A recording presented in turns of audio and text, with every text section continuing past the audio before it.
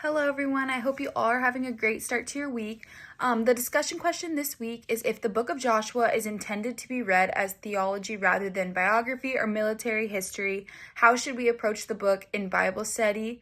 And I think if we read the book of Joshua as mainly showing us God's truth about himself and his promises, and we focus less on the details of battles and more on what it teaches us about God's character. And through this perspective, one example is God's promises to give Israel the land. And Joshua shows us that God keeps his promises because of his faithfulness and power. When God says in Joshua 1:5, no one will be able to stand against you all your life, it reminds us that God's strength is with his people.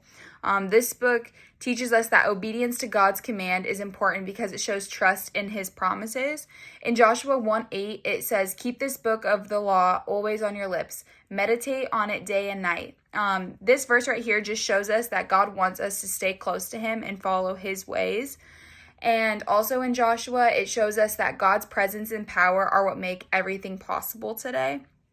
When the Israelites crossed the Jordan River in Joshua 3:17, it was a sign that God was with them. And the fall of Jericho in Joshua 6:20 shows that God's power can do what people cannot do alone. These stories just remind us that trusting in God's strength is the key to overcoming the challenges that we face today. And instead of just seeing Joshua as a history book, we should see it as a way to understand who God is, what he promises, and how we should trust and obey him today in all things that we go through.